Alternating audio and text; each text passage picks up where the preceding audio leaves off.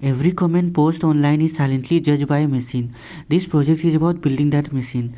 Hello friends, konnichiwa. My name is Asma Samasi and welcome to problem statement and data description for our 2026 term 1 of our MLP project. Okay, in this video our goal is to understand the problem statement, understand the data given and understand what to learn and what not to, and also to make a demo notebook for our submission. Okay, so in this video we are going to understand everything necessary for MLP project. So let's start with problem statement. Okay, the problem statement is to build a machine learning model that can accurately predict the final category assigned to an user comment. Okay, so basically an user will comment and we will get an comment features, and we have to build an AI model that could correctly classify it. So our job is to build an AI model that could correctly classify the user comment. Okay, so our job is to build a machine learning model that can accurately predict the final category assigned to the user comment. Okay, based on the text content, the engagement signal and the system generated features. So the user will comment, it will pass through our AI model, we will also get some features from the systems, and then our AI model job is to classify it correctly. Now what is the real world motivation for this problem? Okay, so as you know, our social media like our YouTube, Facebook, LinkedIn, etc. generate thousands of user comments every day. So we can manually review and categorize these comments. Okay, it is like very slow, expensive and inconsistent. So what we had done is that we had an automated system for each platform that can intelligently classify comments into predefined categories. Okay, so like you may know about YouTube comment moderation or Facebook comment moderation, it is all done by this machine learning model generated by each platform. Okay, which could take the user comment and also get some user features, and their AI model basically classified correctly, and is the platform decision to ban that user or hide that comment, etc. Okay, so this project is in real world motivation from social media.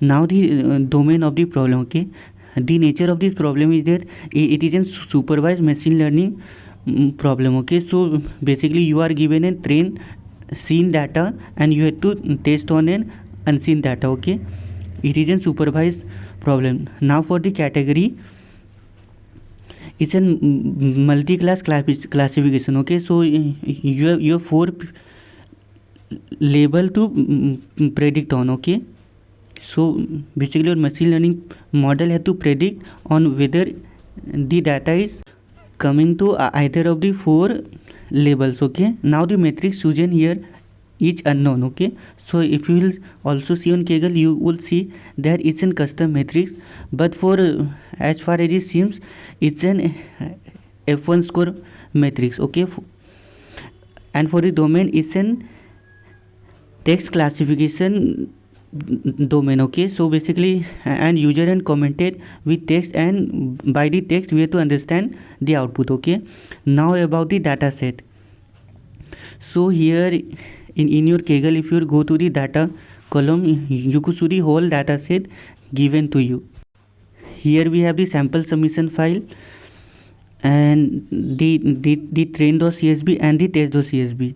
Here the train.csv contains the whole training data for our model. Okay, so your whole model which will be built will be trained on your train.csv. Okay, and test.csv contains your testing model. So here basically you are given in data which don't have label, and you have to generate label. Okay, you have to predict that label with your model, and submission.csv is a demo of how you must submit the final answer. Now for the input part. Okay, so if you go to your train.csv, here in Kaggle, you would see that if you select all data, you will see that it start with your creation date and your post ID. Okay, then to emotion 1, 2, 3 and up both, down both, etc. Okay, so here is start with date and ID. Okay, so here the first two thing is trash data and it's not helpful for training, and it's only the index for the data set. Okay, it will not be useful for training. And then in the next column, which is emotion 1, emotion 2, emotion 3, these are basically binary features that indicate the presence of certain symbols groups in the comments, okay, which may reflect emotion or tone. So these are system generated emotion symbols, okay. So we will don't try to guess it, just an understanding is enough that these three motion symbols were generated by this system of the social media that understand the emotion from the user text and gives it in a binary output, okay. It could be anger, love or fear, etc, okay. There is the engagement signal, which is basically up both and down both, okay. So if you go to lab, you will see up both and down both. These are basically user engagement signal that is generated by the platform, okay. And it is the community feedback which often correlates with how a comment is treated by the platform, okay. So for example, if the comment is about hate or love, etc, we could see and varying up both and down both here. In short, if the comment was hateful or etc, then we could see high rise in engagement symbol. Then we have hidden internal feature, which are signals generated by the platform, okay. Even these meanings are not known. Here if/1 and if/2 are the two system generated features which are generated by the platform, and the exact meaning is not disclosed, okay. Then we have sensitive topics here. Here we have race, religion, gender and disability, okay. So if the comment was really and hateful, then there is a high percent chance that these sensitive topics were being discussed in the user comment, okay. So if the user comment have this sensitive topic, then it's 100% sure that it's an hateful speech, and it is very very important feature to determine, okay. So the sensitive topic is one of the important feature. Then we have finally the user comment itself. So the user have commented, and these sentences are pasted in the comment here. So here each comment signifies on what basically the user commented, and since basically it's one of the most important feature for our AI model in a natural language processing task, this is the primary source of our semantic information, okay. By understanding the text only, the model will decide the text was actually an hateful speech or etc, okay. So this comment is one of the primary source for your semantic information for your model, okay. Thus it is the most important part of the data set here. Now for the output, we have here label here, okay, which could take 0 or 1 or 2 or 3, okay. So here 0, 1, 2, 3 variable, discrete variable is your output and is the final label that had to be predicted. So this is a multi-class classification tags where we have to predict 4 distinct value, out of which one will be the correct value, and that value is the platform trying to convey, okay. And it is the entire problem for your project. Now the question is what model should work and what will not, okay. For this problem, the tree based ensemble combined with well engineered text feature will perform the best, okay. So in short, you could use XGBoost and random forest as the best model for this project, and TF-IDF or count vectorization for your feature engineering for text, okay.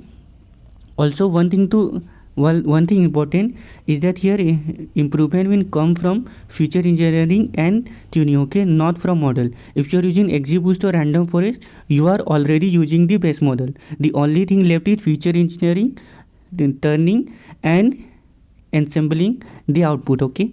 And now the next topic is what you should know and learn for the project. Before that, we should know that what things to not learn and it will only waste time. It is better to learn it only after the viewer. Okay, so for now the model that won't help is Skype, the stats model, and the ARIMA. Okay, since this is not in time series data and we will be not using any statistical method, so we'll be not using this model. Okay, and it will be completely time waste for us.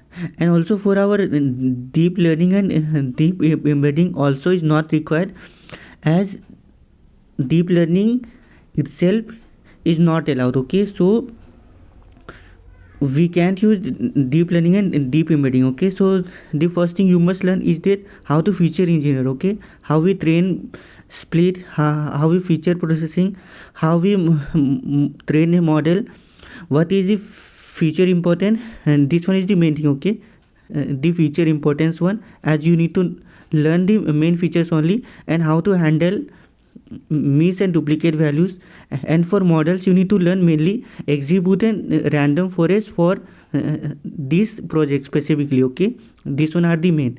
And for our vectorization, TF-IDF from sklearn works the best. Okay, so you must here know how machine learning models learn user generated text. Okay, it is the core skills on how to differentiate text so that model could understand. Okay, in short, how an model learn the user generated text. Okay, basically how an machine process human language.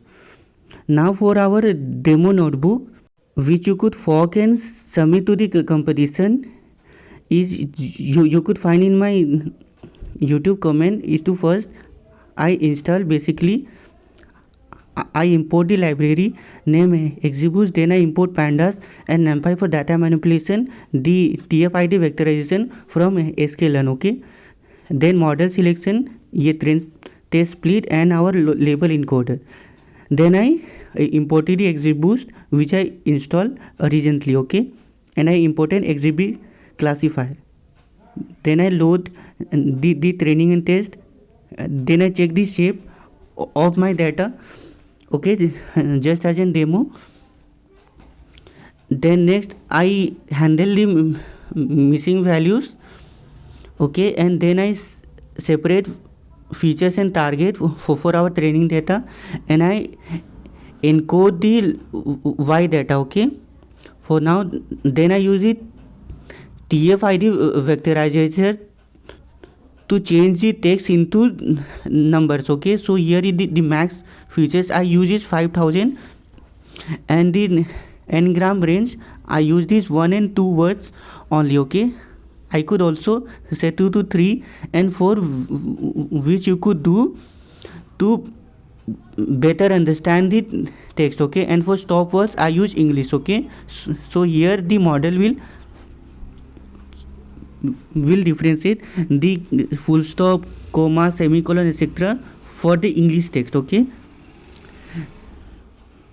then I transform my training dataset and my test comment also. Okay, so here also we have comment for our test dataset. Okay, so you will find it here. Here is the main comment. I transform it. Okay, not feed transform, I transform it.